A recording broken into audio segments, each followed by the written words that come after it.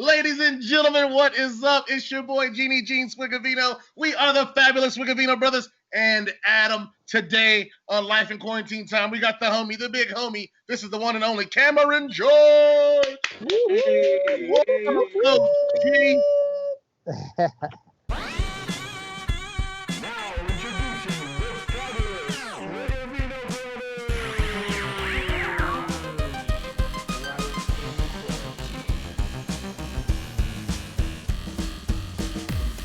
So I met Cameron George, through the same scenes that we all go through. When you start picking your name up in our subculture, in our little world of mixology or craft spirits, craft branding spirits, craft cocktails. So we just started, dialoguing on Facebook, Instagram, Twitter a little bit. I think he came in town for nightclub and bar show one year, and him and all the homies came and saw us do our thing at Gordon Ramsay. I'm pretty sure he saw you there and he saw Adam there. This is prior to Adam leaving. So we've always kept up a good rapport.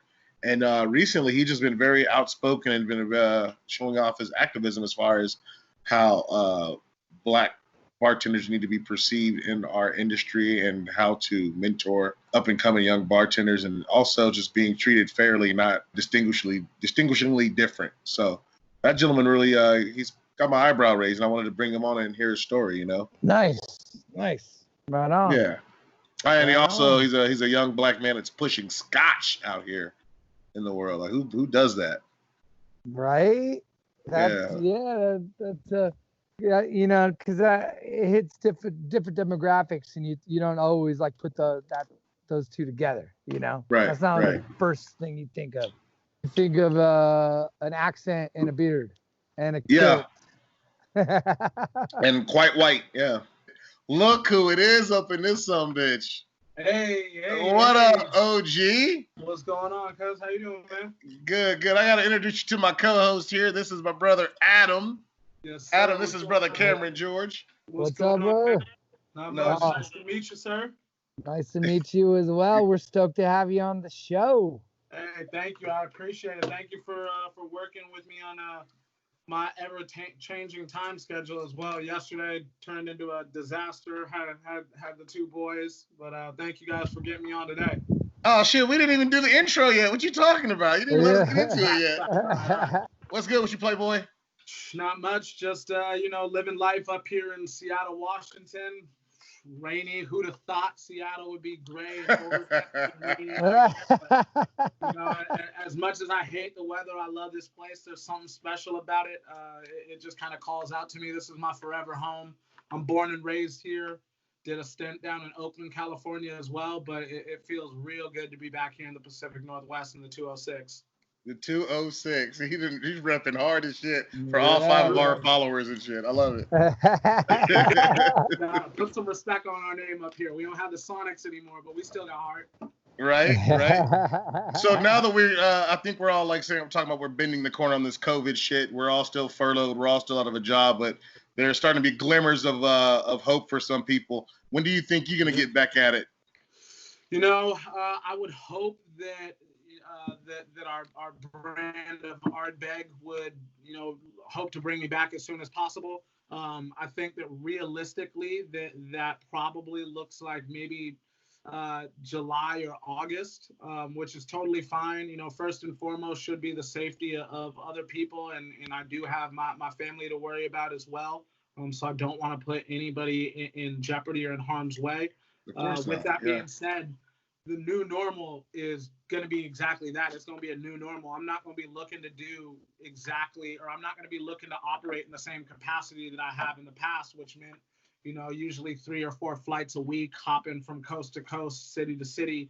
Right. Hopefully that means that a lot more, online presence, interacting and engaging with fans and followers of the brand in a very different way than I have been in the past. So I'm excited for the new normal. I'm excited and chomping at the bit to get back to it. So Ardbeg, how does your ass with your hair the way it is get an Ardbeg gig? I know. That would be like my partner right here getting a reserve XO cognac gig with that beard and hat sitting just the way it is. Like, dude, that's phenomenal. Exactly. You know, that's something that I talk about quite often is that the lineage and the history, a lot of these single malt brands and a lot of these blended whiskeys as well, dates back far before even prohibition and goes even farther back before the abolishment of slavery as well. So when we think about single malts and about whiskeys coming from Scotland and Ireland specifically, you cannot or you should not tell the story of those brands without at least mentioning people of color, because way back in the day there was this thing called slavery. Right now, just no, but transatlantic slave trade and trade that benefited specifically Scotland, Ireland, Italy, the UK as well. They benefited greatly off of the labor of the people that looked exactly like you and I, you know, people of color. So there's a responsibility of these brands, I think, in the future to start telling an honest truth about single malts and about whiskey in general and its ability to circumnavigate the globe. So the way that I became the Ardbeg National Ambassador, the first African-American single malt ambassador who represents a brand on a national scale. One more time, brush that shoulder off, please. Exactly. On a national scale. You know, like my good friend Tracy Franklin with Glenfiddich is now their national ambassador as well. So there's two of us out here, right? Big up for that. That's amazing. Right? Yeah. Exactly. There's two of us. 136 so-odd distilleries, but only 2 African-American people representing these brands on a national scale. So that's a disproportionate level of representation off the bat right there, right? But the way that I kind of transitioned into this role was because first and foremost, I had an immense amount of knowledge for single malts already and whiskey in general. I love whiskey. I also love mezcal. I love cognac. I love gin, but there is something about single malt scotch that resonates in my heart. The flavor development, how diverse these whiskeys can possibly be, and they all are made from the exact same base ingredient. Yeah. But the possibilities are almost endless in terms of the flavor profile of whiskeys. So I took an immense amount of pride in developing my knowledge for single malts. How old are you now? I turned 30 in August, so I'm about to turn 31. This is the motherfucker that would have got us jazzed the fuck up at 25 and talking about that shit. I would have been getting scotch tattooed over my neck. Like, he looked just like me. This motherfucker, he looked like me. I could do that shit. Exactly. Well, that's what I hope to do. You know, I that's one of the things I quite often speak about is creating avenues of success or for success for people who look like you. You know, as people of color, we're plagued with this, you know, perpetual like imposter syndrome. You know, where we feel like we don't belong, and we don't know that we can achieve at high levels until we see somebody else, you know, break the mold. It's like the 5-minute mile. Everybody was like, oh, the 5-minute mile is impossible. Now you got everybody out here running 5-minute miles. So after somebody breaks it and does it for the first time, it opens up a world of possibilities. You know, who knows what the next person of color coming through the door in the single malt scotch, you know, industry does. Maybe they end up owning their own distillery in Scotland. I'd love to see that. With that being said, has anyone given you direction on that? Was that a big thing? Was there a big write-up about that as far as you being the first? Was there a write-up at all about you being the Ardbeg National Brand Ambassador? And did this go under the table as far as how grandiose this is? You know, at some points, I think that it has kind of, you know, not been, I guess, celebrated the way that an achievement like this should be. But that's because people in 2018, 2019, and now in 2020, our brains, especially as Americans, are wired and programmed to think American whiskey first. And so it's great to see, you know, brands like you know, that of Uncle Nearest starting to celebrate their history in developing the American whiskey category. St. Archer as well is another brand that's owned by people of color, specifically by Black people, that has now started to make some waves in that space as well. But in terms of the single malt world, like in our demographic, we haven't necessarily embraced it full-fledged yet. And so because of that, it has gone a little bit under the radar. But for those in the know and those that celebrate and rejoice in all things whiskey, like they know that I'm out here. They know that I have things to say. They know that I'm not going to shy away from any conversations. So for those that care to, to celebrate it, they've done so. But it'd be really great to start to see more people drinking single malt and sharing in the story that we have to tell and that I want to tell as well. That's amazing. We'll have to change that, man. I write for a little magazine in Vegas, a trade magazine. I'd love to make an article out of that. That's a beautiful thing. I'm down for it.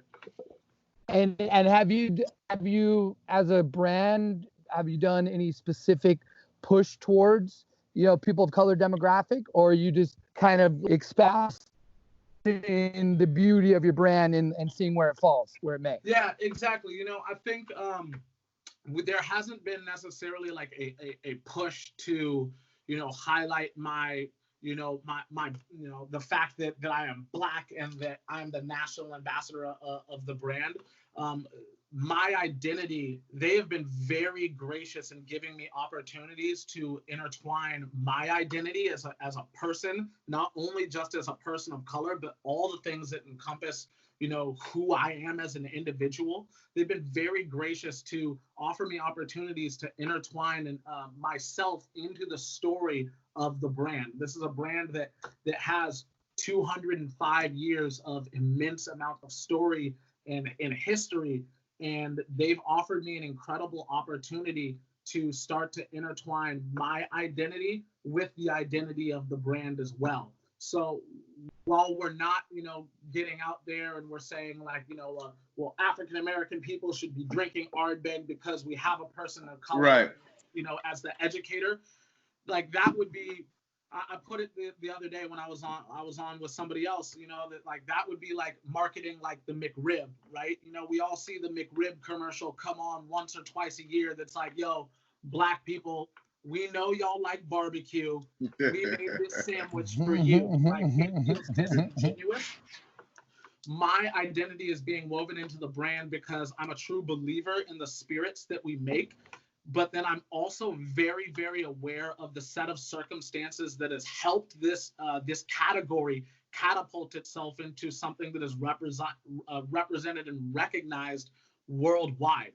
And that would not have happened without transatlantic slave trade.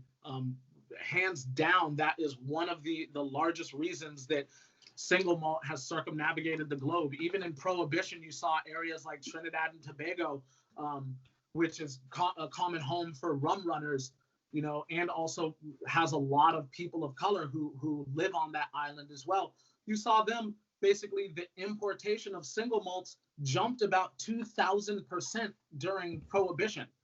And so people of color and communities of color have helped amplify the globalization of this spirit category.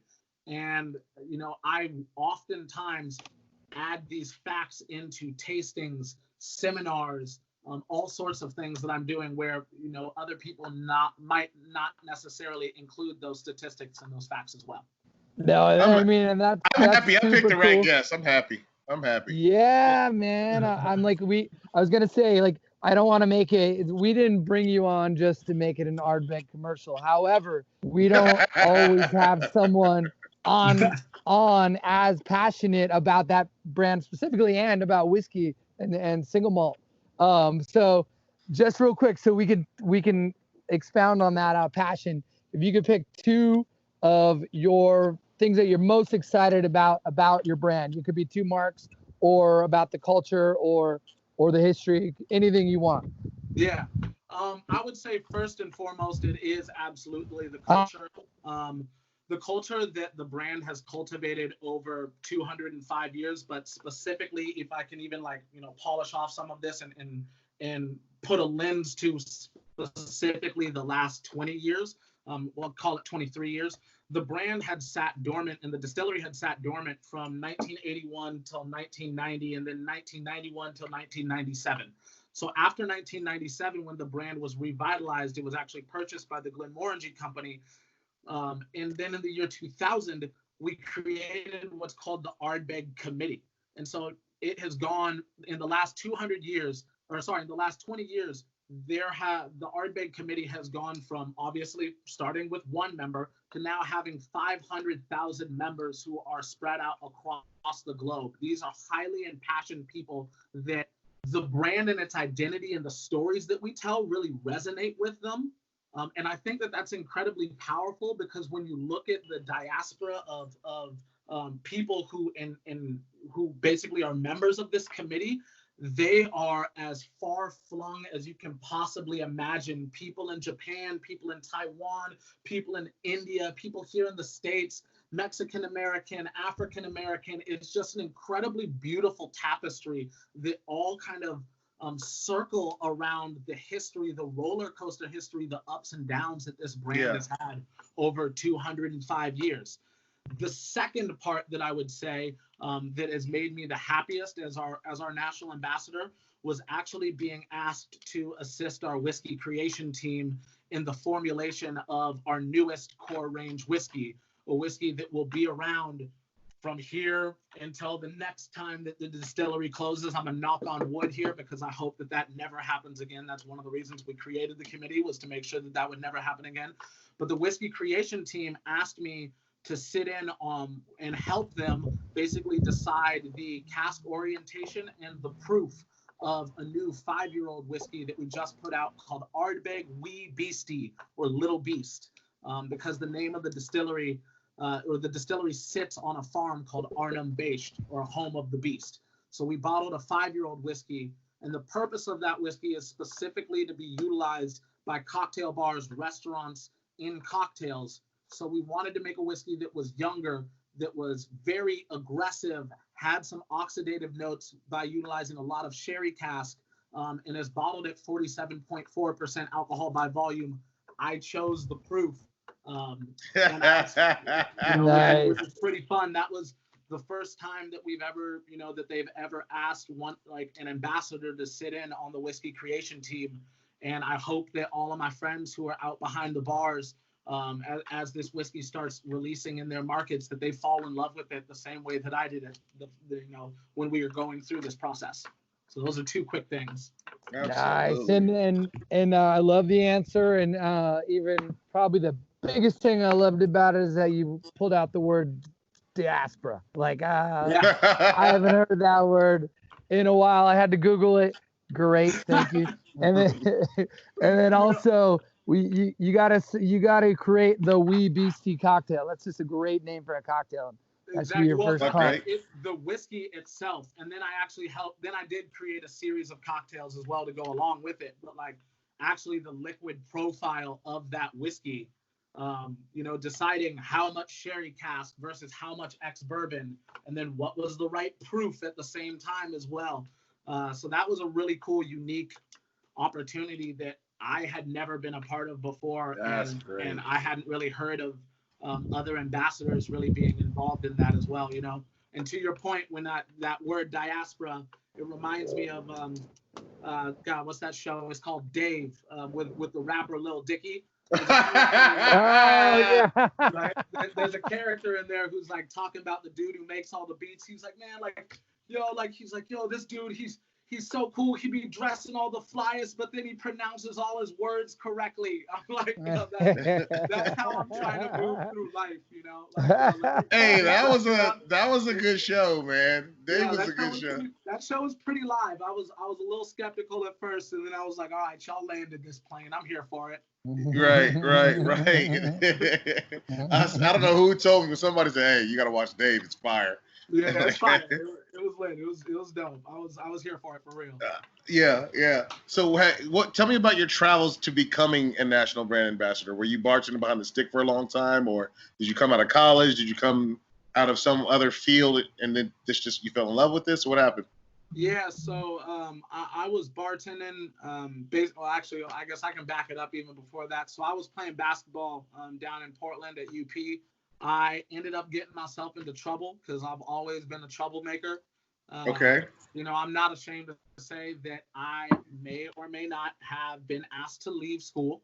And so when I had my scholarship pulled from me, you know, I have an incredible mother who is one of the dopest people on the planet. You know, she's an attorney. She's graduated top 5 students in America. Just a really brilliant, brilliant individual.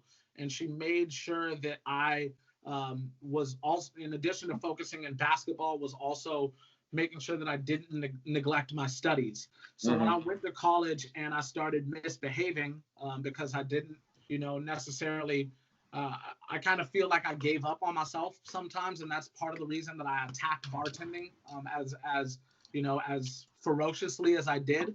And attack the industry as ferociously as I did, because I never wanted to feel like I gave up on myself the way that I felt like I quit on myself when I was playing basketball in college. So when I was asked to leave school, I moved back to Seattle. My mom was like, nah, you can't live in my house. You made, you know, mistakes that are not befitting of the person that I want to raise you to be, and not, you know, you're not living up to who I'm basically teaching you to be as an individual.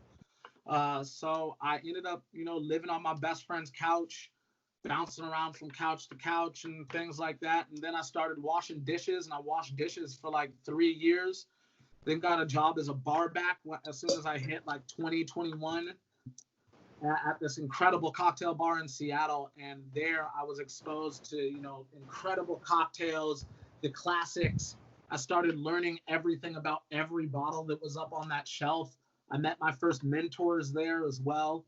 So I really just was like, I want to do this. And within 3 years, I was running that bar. And then once we closed, I had just started doing cocktail competitions, and I was trying to take things I learned from the competitions and be able to incorporate them into my practice behind the bar as well. So, you know, that meant like not just doing things because they looked good, but doing things because they were fast, they were efficient, and they were also aesthetically pleasing behind the bar at the same time. Really kind of bringing like a showmanship that I also tried to bring on the court into my bartending skills as well. So, you know, it went from like making, you know, like double between the legs, behind the back, step back jumpers into, all right, cool, 2 bottle pours. Now I'm picking up 2 bottles with one hand, bounce into the second pour, making things, quad stirring stuff. Like that was really how I started to attack the industry. And then I started learning a whole lot about spirits. And Moet Hennessy asked me to move down to San Francisco. This is after I had run a couple of bars and I was, you know, becoming a molder of bartenders. They asked me to be the educator for the whole spirit portfolio, from Hennessy to Belvedere to Ardbeg, Glenmorangie, Volcan, Chandon, all of these wonderful spirits and a sparkling wine. And I really, you know, I had a passion for Ardbeg because I had worked at, you know, an incredible whiskey bar as well, and I visited the distillery. So, and I had a lot of great things to say to the brand manager. And on the low, he was like, "Yo, I got this job that we got funded. I'm not gonna give it to you, but like, do you want to apply for it and go after it?" You know? And I was like, "Absolutely! Like, sign me up." 1,200 people applied. Somehow I came down with that loose ball, and this job is mine. There it is. Yep. There it is. That's what's up. That's a dope ass story. I just stumbled at all my jobs and just begged for it. Yo, honestly, like, 2 stories about this interview process as well, because, you know, there were like 5 interviews that I went through for this. But the very last interview in New York City at the Moet Hennessy office, I was actually like an hour late to. I know. No joke. I was crying in this car, in this Uber. I was like, yo, like, I can't believe this is happening. This is where the wheels are about to fall off. Like, we made it through 4 interviews just to be an hour late to interview number 5. Like, right. You know, Right. Basically, I went to the wrong building. I had never been to their office before in New York, so I went to the wrong building. I went to like 10th Street instead of 10th Avenue. And then I had to go back all the way across the city to get to the right building. You know, one of the things I like to say is that, like, in life, things are always going to go wrong for you. Something bad is going to happen, but how can you execute? How can you achieve that black excellence even when all of the cards are stacked against you? And so even though I was an hour late to the interview, I executed that thing flawlessly. And, you know, part of it, I did a 20-minute presentation on how the Jordan brand basically took sneakers and made a culture out of shoes, and how that shoe culture made the Jordan brand larger than basically its small category that it originally kind of fit into.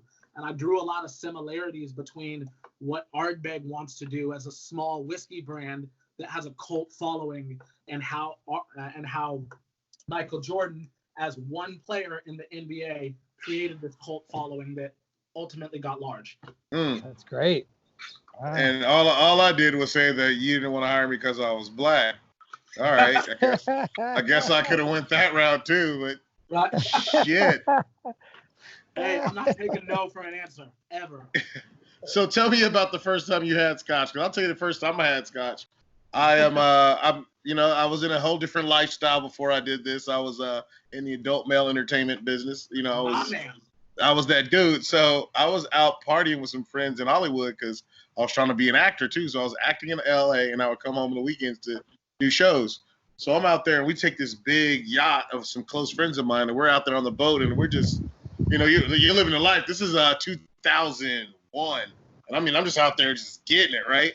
And then come to think, so we all go to the store, and our rich friends are like, all right, we got it. So who wants cognac? I know Gene wants cognac. I'm like, yeah, I'll take some cognac. But he also says, let's get a bottle of Blue Label and a bottle of Black Label. I said, oh, bad. I don't know. Let's drink up. You know, we're having a good time. You know, girls are there, wives are there, ooh la la, everything. We're having a good time. So we're out on the boat, drinking. Everything's gone. I tried the scotch. It was kind of tough. I didn't dig it. Trip's over. We go back home. It's time to go to dinner. We go to dinner. I said, one of my guys, he's like, come here, Gene. Let me show you in that Persian accent.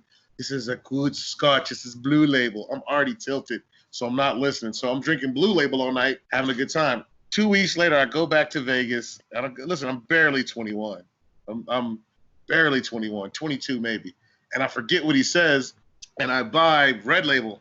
And I'm in the hotel room with my fraternity brothers and some girls, and we start drinking Red Label, and I'm like, shit, this tastes like fucking glass. You know, I had the worst experience from going from Blue Label to Red Label, and I thought that shit was horrible. Then right after that, I'm drinking Dimple Pinch. I'm like, you know, I'm really fucking up my palate at 24 at that point. Going ham is all over the board with it. Everything over. Yeah. You know, it's just hard to get people to, you know, like you can't get homegirls who are into, you know, mojitos in December to drink scotch sometimes. That's a good pull. Like, how did you get your first crossover scotch drinker? Yeah, you know, so the first time I actually ever had scotch was actually in a cocktail. You know, I was blessed to be mentored by one of my big homies, this dude named Sean Johnson, incredible bartender, black dude, one of the most he's just got his brain is a wild place to try to pick. He actually is the bar manager at Gabriel Corther in New York. Just an incredible human being. Years ago, ended up losing to Julio at what was it? MIB. Okay. The bartender, like, placed second. So he was just a wealth of knowledge for me as a 22-year-old bartender. I looked up to him. I still look up to him to this day. His art is incredible, but we were studying classics, and I remember he basically gave me a cocktail called a Godfather for the very first time. And I remember that the whiskey that he used in it was actually Glenmorangie Original, the 10-year. Funny enough, now, you know, almost 8-9 years later, I work on behalf of Ardbeg, which is owned by Glenmorangie. Yeah. Kind of a little funny, but that was the first time that I was ever like, oh, whoa. Like, I thought that all scotches would be like super smoky and like weighty, like I was supposed to have a cigar in my hand, Sure. And I just found a lot of beauty in the intricacy of the way that this like fruit forward whiskey that met this like beautiful amaretto liqueur. Like, I love the way that those two things work together. And so I was like, all right, cool. That was my first Scotch cocktail. And then I was like, you know what? Like, let me try this whiskey by itself. And I was like, oh, whoa.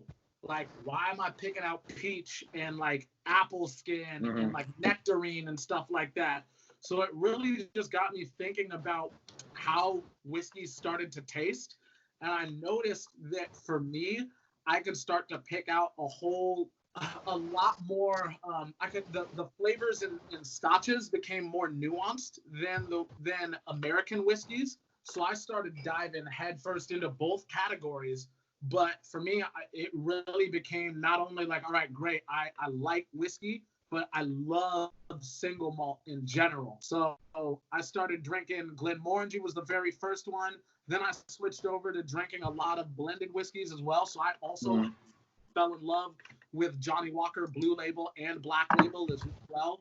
And then once I started learning about the makeup of those whiskeys and learning that they were comprised of parts that were distilled at different distilleries, I was like, oh, well, that means that each of these distilleries is different. So let me start investigating all these. So I just kind of went ham with it. And then ultimately I was like, yo, these peated whiskeys are absolutely insane. Like, I don't view them as just smoky. I think that smoke is actually a vehicle for other things and other flavors to ride forward on. So that was kind of how I got into peated whiskeys specifically after drinking single malts, after drinking single malt cocktails. Rains, that makes you want some scotch, don't it? Oh man, I'm thirsty. I'm trying to take a few days off, you know. Hey, I'm with it. It's too easy to get thirsty in this quarantine time, you know. I Especially with Skype and Zoom meetings. How are you keeping yourself busy through this time right now?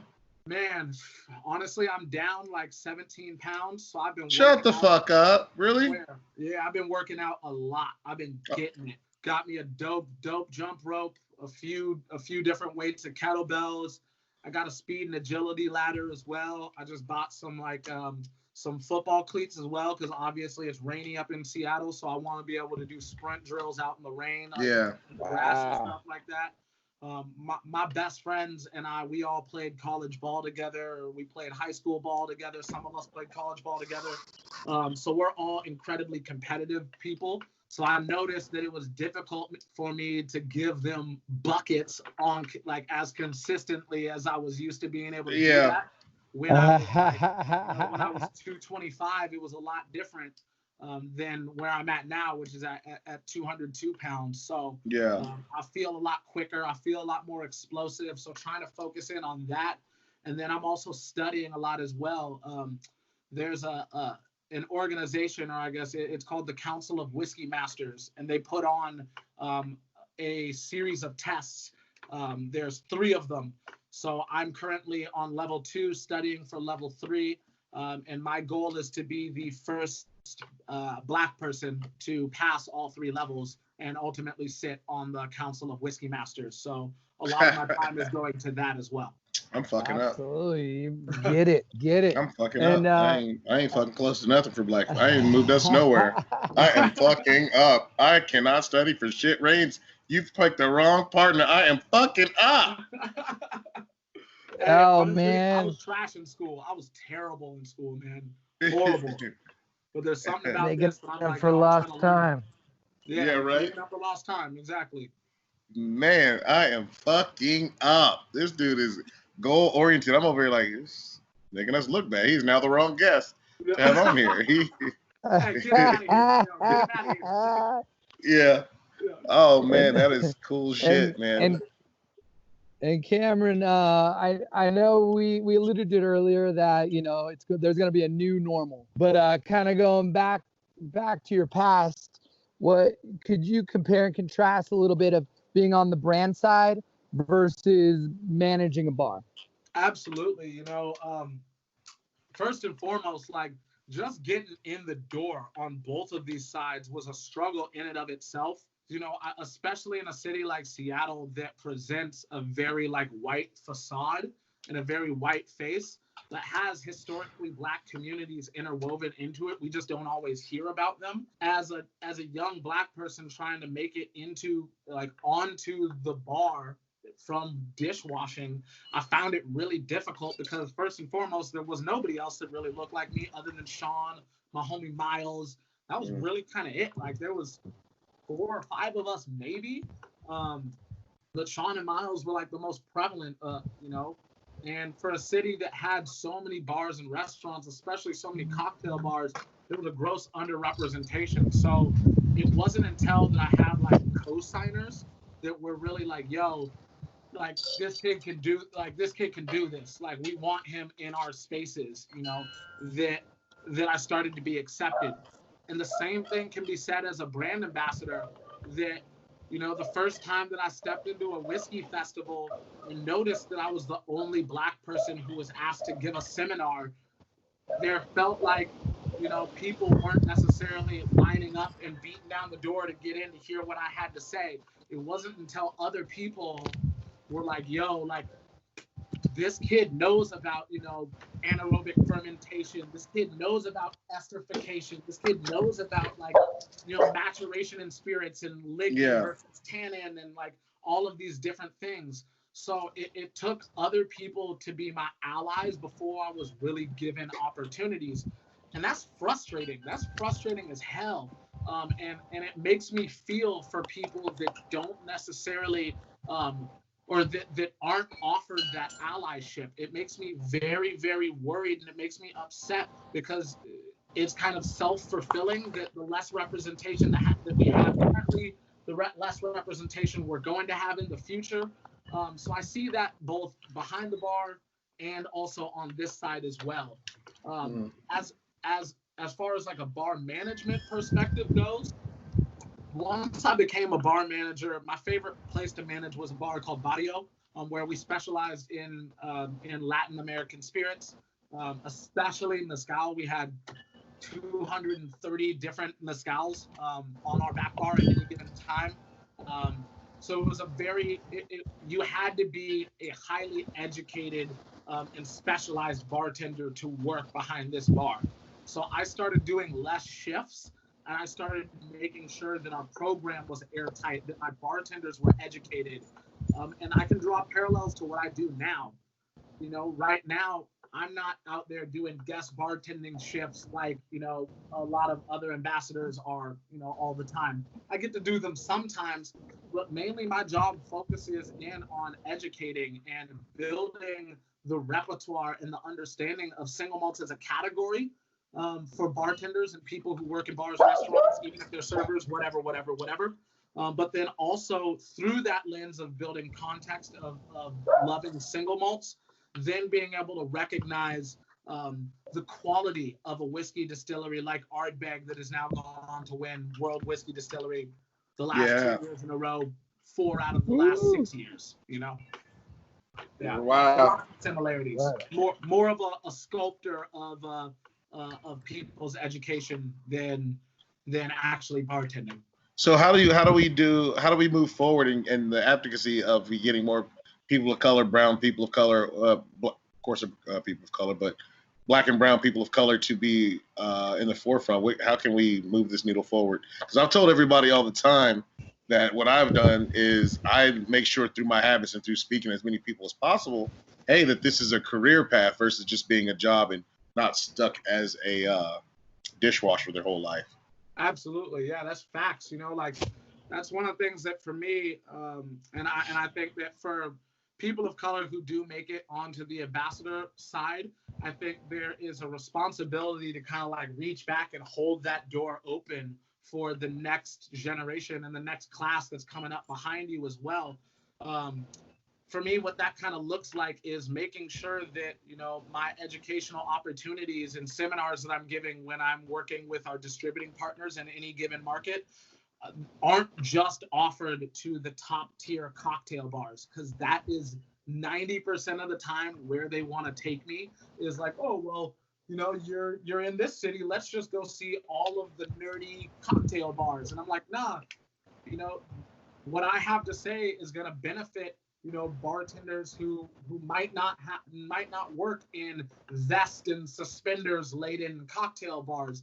It's gonna also resonate with bartenders who are pouring not so craft beers for football fans on Sunday mornings, and being able to understand like, oh, yo, cool, you could use single malt in a Bloody Mary. It's going to be a very different style of cocktail.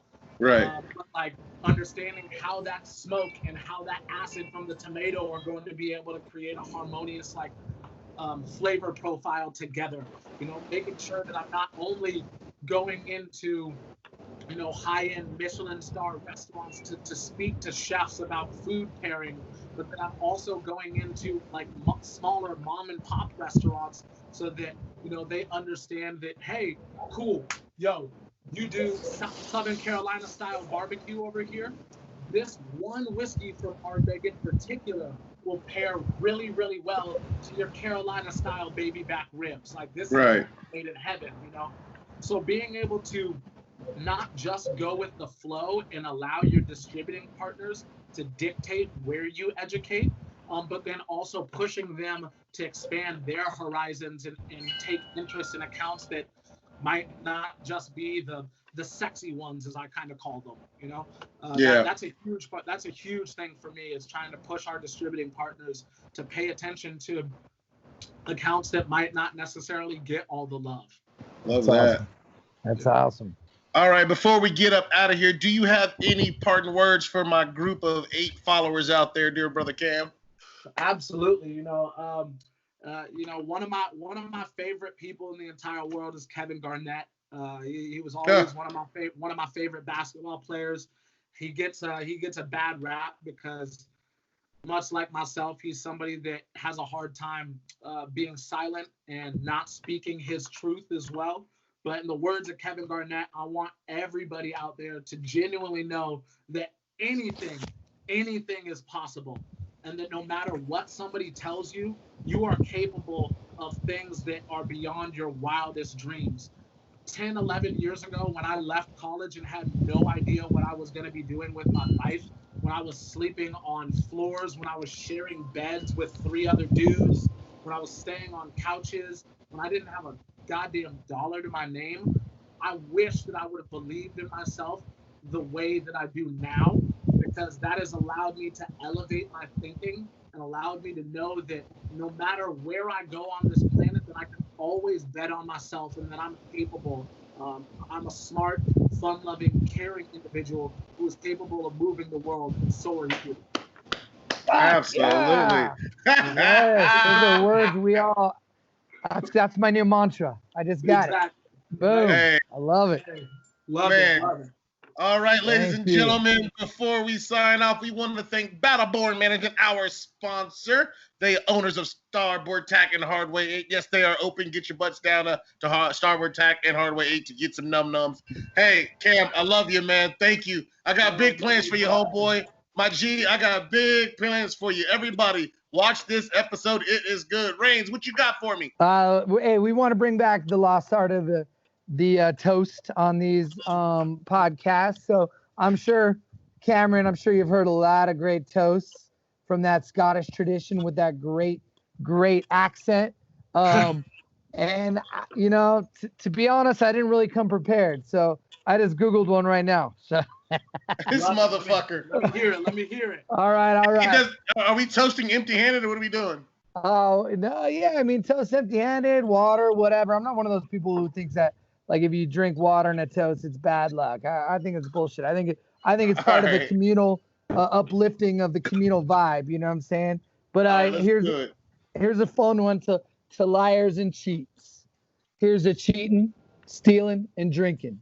May you cheat death, steal hearts, and always drink with me. Absolutely. Cheers. Hey, cheers. Yes, sir. Love you guys. Be well, Cam. You, thank you, brother. My man's, yo. Yes, Thank sir. you. Thank you, guys. I appreciate it. Hey, when you come to Vegas, you'll do it live with us, right? Done. Facts. That's it. Thank you. Peace. Adios.